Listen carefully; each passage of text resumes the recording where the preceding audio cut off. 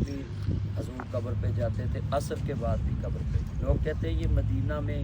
ایمان کیوں زیادہ ہے؟ اس کی وجہ بھائی وہ لوگ قبر کو روز زیارت کرتے ہیں، ہم بھی قبرستان کی روز زیارت کریں، ہمارا بھی ایمان پختہ ہوگا،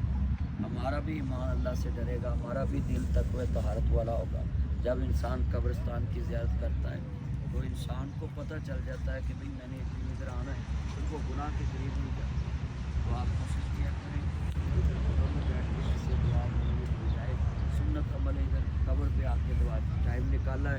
گھر پہنچیں، آپ پہلے قبر پہ آ جائیں، اپنے کسی بھی عزیز کے پاس جائیں فوتگی پہ تو ان کو کہ چلیں قبر پہ چلیں، زندگی میں اس کے سامنے اس کو ملتے رہے اور گھر میں، اب وہ قبرستان میں چلے گیا تو کیا اس سے ملنا کو بند ہو گیا؟ اصل انسان کی محبت ہے اس کے مرنے کے بعد اس کی قبر پہ جا کے دعا مانگے۔ حضور نے قبر پہ جا کے کہا تھا دلونی علی قبرہا، مجھے اس بڑھیا کی قبر پہ لے کے چلو جو مسجد کا جھاڑو دیتی۔ تو آپ قبر پہ گئے، اللہ ادھر بھی ہاتھ اٹھا سکتے تھے، اور ہاتھ اٹھا لیتے تو پوری امت کے لیے آسانی ہو جانی تھی نا کہ لوگ ادھر ہی بیٹھ کے دعا مانگتے، مگر آپ قبر پہ جا کے دنیا کو پیغام دیا ہے کہ بھئی آپ اس کی قبر پہ جائیں اور ادھر جا کے دعا مانگیں، تو آپ سب کا آنا اللہ قبول کرے۔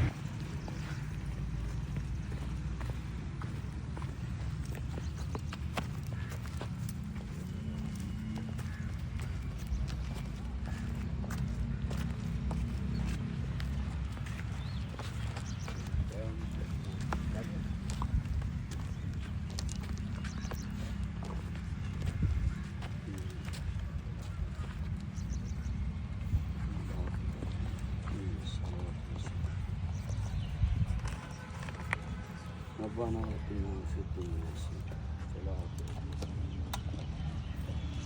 اللهم اغفر لهم وارحمهم واعفهم واعف عنهم إنك أنت الغفور الرحيم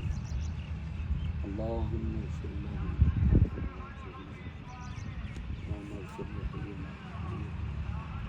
وشاهدنا وغائبنا وصغيرنا وكبيرنا اللهم من أحييته منا فأحيه ومن توفيته منا فتوفه ومن لا تهدي اللهم ربنا آتنا في الدنيا حسنة وفي الآخرة حسنة۔ اے اللہ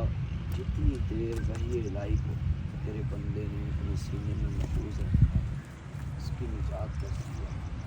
اے اللہ تیرے پیارے حبیب کا دین اپنے سینے میں محفوظ رکھنے والی شخصیت آج تیرے پاس آ گئی، جس طرح انہوں نے اپنے سینے میں تیرے دین کو محفوظ رکھا